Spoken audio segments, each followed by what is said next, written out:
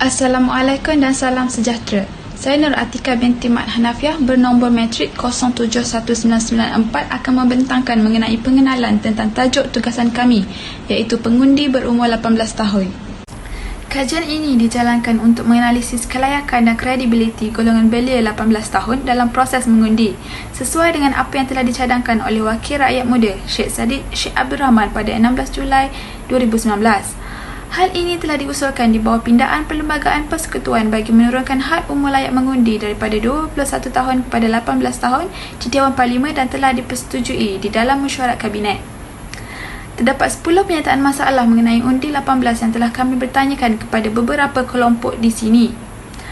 Antaranya adalah, apakah yang anda faham dengan konsep mengundi? Anak muda akan terus turun mengundi selepas pertukaran kerajaan beberapa kali?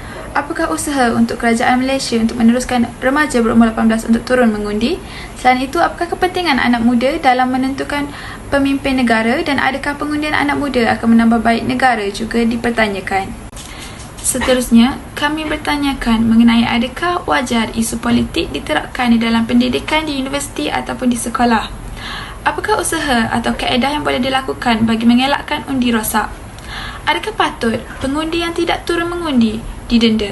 Akhir sekali, adakah anda rasa pengundi yang tidak turun mengundi boleh disifatkan tidak bertanggungjawab? Dan apakah yang anda harapkan dengan kerajaan baru adalah dua soalan terakhir kami kepada komuniti. Assalamualaikum warahmatullahi wabarakatuh. Nama saya Nur Alia Humaira binti Zaini, nombor matrik 071880. Hari ini saya akan membentangkan tentang objektif kajian.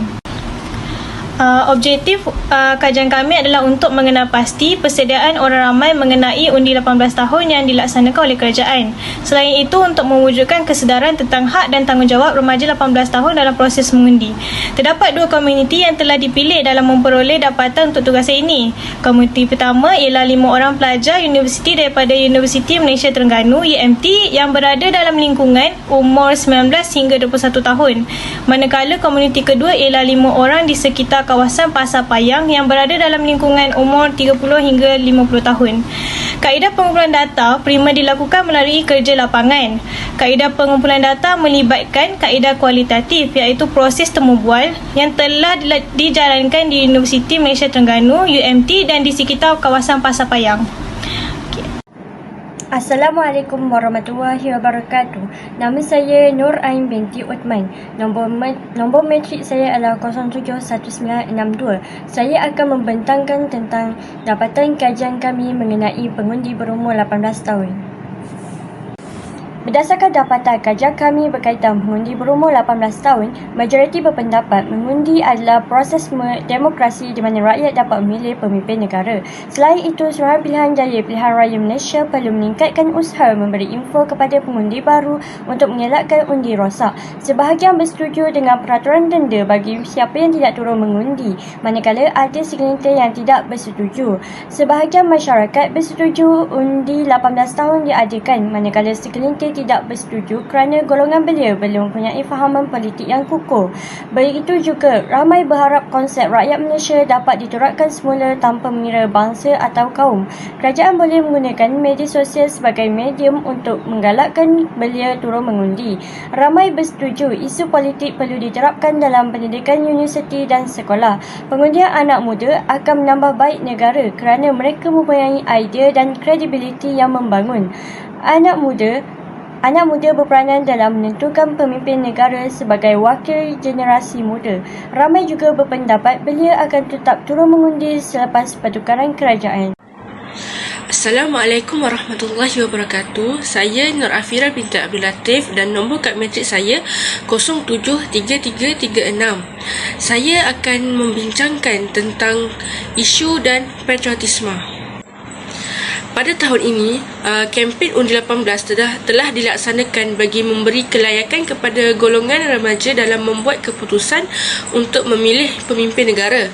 Berdasarkan dapatan kerja lapangan ini, kempen undi 18 telah disambut baik oleh golongan belia yang pertama kali turun mengundi. Hal ini dapat dilihat apabila kebanyakan mahasiswa yang belajar di luar negeri pulang ke kampung halaman masing-masing untuk menjalankan tanggungjawab mereka sebagai rakyat dalam memilih wakil rakyat dan pemimpin negara. Berdasarkan maklum balas terhadap 13,000 pelajar UNIZA, dianggarkan hampir 11,000 yang akan pulang ke kampung kecuali pelajar dari Sabah dan Sarawak.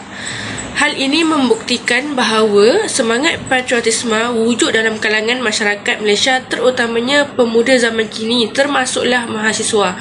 Ini juga menunjukkan bahawa mereka mempunyai kesediaan yang cukup tentang tanggungjawab dan hak mereka untuk memilih. Assalamualaikum warahmatullahi wabarakatuh. Nama saya Nur Syairah Najwa binti Muhammad Zaki. Nombor matrik saya adalah 072649. Pelajar berperanan penting dalam usaha memperkasakan undi 18. Hal ini kerana golongan muda merupakan bukti pemerkasakan demokrasi.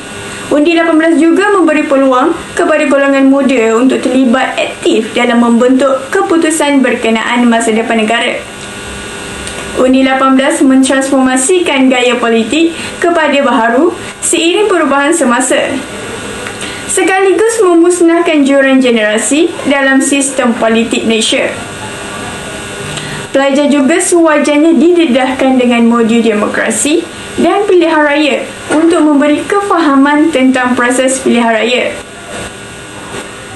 Dengan usaha ini diharapkan pelajar lebih cerdas dan mengenali para jemaah menteri dan mengetahui sistem pemerintahan dan perundangan negara.